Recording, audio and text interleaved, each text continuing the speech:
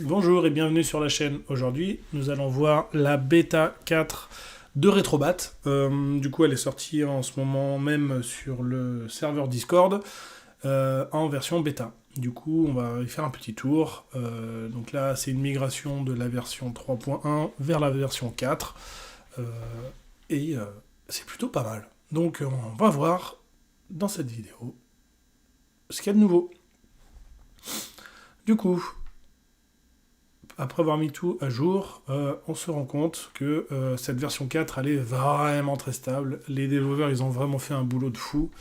Et je trouve que tout est fluide, tout marche bien, les options sont vraiment complètes et ça nous permettait d'avoir des fonctionnalités supplémentaires avec des configurations automatiques. Vraiment, les gars, ils ont super bien bossé.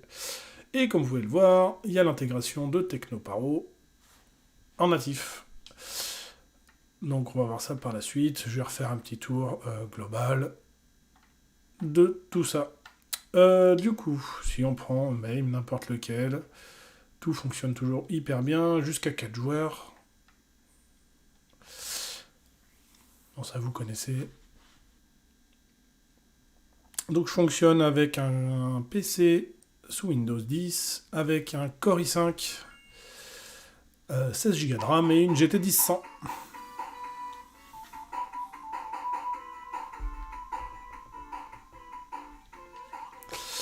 Voilà, c'est toujours aussi sympa de jouer à Sonic.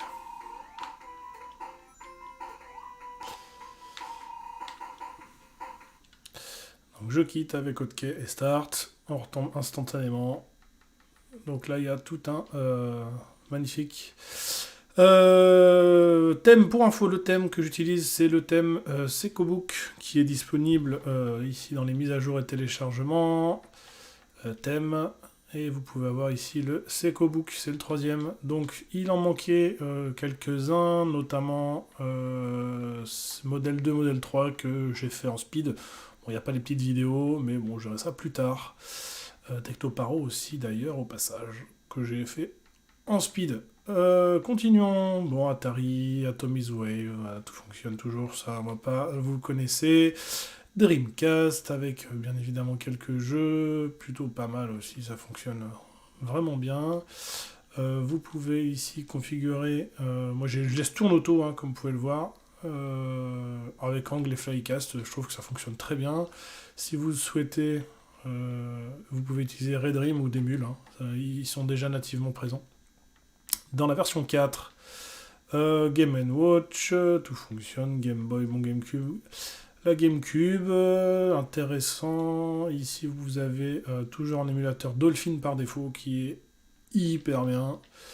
Si je prends par exemple celui-là, vous voyez, j'ai même rajouté des textures HD qu'on peut trouver sur le forum de Dolphin.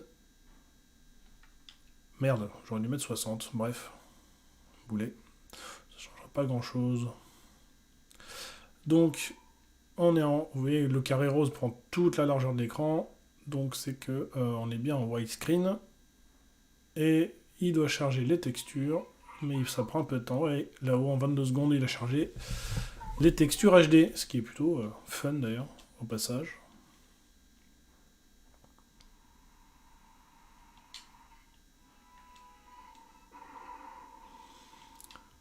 Bref, peu importe, c'est juste pour le test.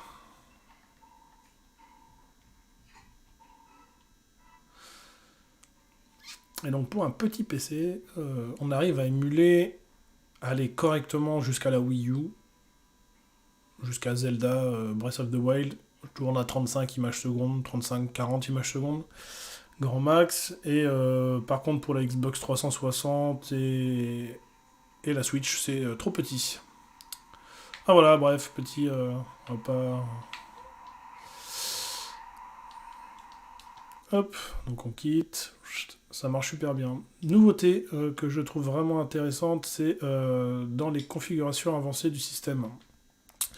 Vous pouvez définir, enfin déjà de base, vous pouvez définir ici dans les paramètres développeurs le fait d'auto-configurer les manettes ou pas. c'est hyper bien. Moi, j'ai choisi de le désactiver par défaut parce que je préférais que tout se configure avec mes configurations, notamment pour les standalone, etc.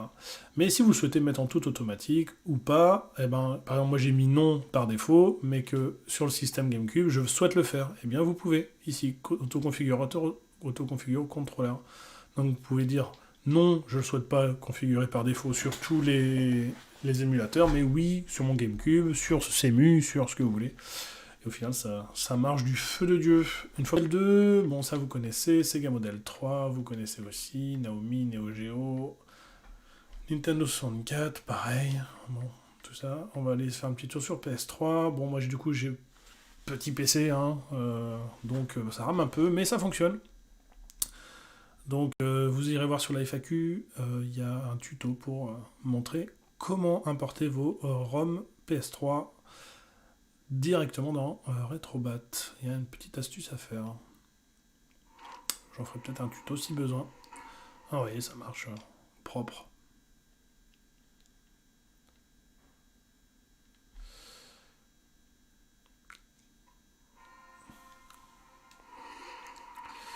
Bon voilà, on va pas faire le jeu. Parce que la vidéo va durer 15 ans. Technoparo. Alors du coup, j'avais fait une vidéo précédemment pour l'intégration en astuce dans la partie PC. Donc là, ça y est, ils l'ont intégré sur cette version 4 en natif et ça marche plutôt de fou. Donc je sais pas, on va prendre celui-là par exemple. Et vous voyez, ça se lance tout seul. Donc pour info, il suffit dans le dossier ROM de mettre vos ROM Technoparo et d'y rajouter à la fin du dossier, par exemple Mario Kart DX, mettre Mario Kart DX.technoparo à la fin du dossier. Et ensuite, vous configurez une fois votre émulateur et ensuite tout fonctionne vraiment bien. On arrive vraiment à quelque chose de très abouti, je trouve. À côté, pour avoir testé Coinops, vous prononcez comme vous voulez, et ben je trouve que c'est clairement moins abouti que. Enfin, pour mon usage, je trouve ça vraiment mieux Retrobat. Je trouve ça trop compliqué, Coinops, là, leur multiples catégories avec des doubles menus et des triples collections dans tous les sens. Je sais pas, il y a un moment, je sais pas ce que vous en pensez, mais on joue, hein, le but c'est pas de collectionner. Après, je respecte ceux qui collectionnent, mais je sais pas, moi, il y a un moment, vous voyez, moi, tout mon rétrobat doit faire à peu près 500 gigas, allez 600 gigas à tout casser. Déjà le temps que j'use tous les jeux, il y a quelques années qui vont se passer. Et le truc c'est que je fonctionne avec 4 manettes parce que on fait souvent des soirées potes ou en famille, etc. Donc, je sais pas, voilà. Bon, chacun sa vision après du rétro gaming. Hein. Et jusqu'où va le rétro gaming, c'est encore un autre débat. Bref.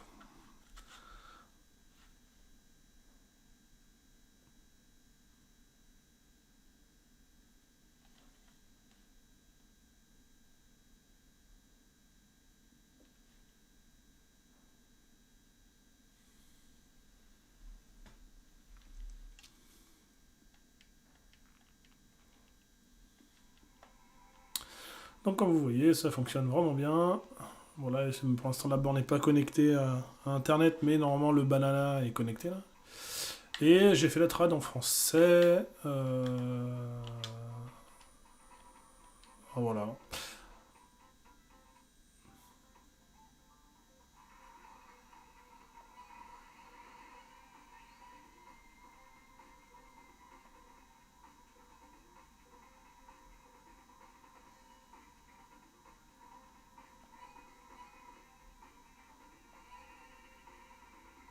Voilà. Hop, et si je fais OK Start, ça ferme tout. Et ça retourne sur Technoparent. Et donc voilà pour ce premier petit tour. On a les Wii U qui fonctionnent toujours aussi bien. Xbox 360, bon, j'ai pas eu le temps de scraper, mais bon, ça fonctionne. Donc voilà, pour cette petit aperçu de Retrobat version 4.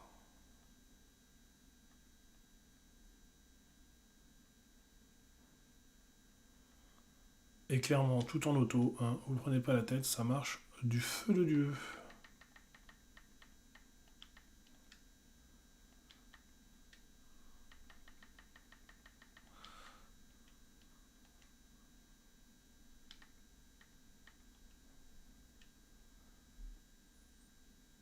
Pour info, 16 Go de RAM, un Core i5 2400, tout petit Core i5. Et donc là, avec toute une palanquée de filtres et de bezel et tout ce que vous voulez. Après, voilà, configurez votre propre configuration. Voilà, mais écoutez, je vous laisse et je vous dis dans une prochaine vidéo sur Coucou pour plus de rétro gaming, de rétrobat, de trucs qui sont cool. Et je vous laisse sur un petit Mario Kart. Allez,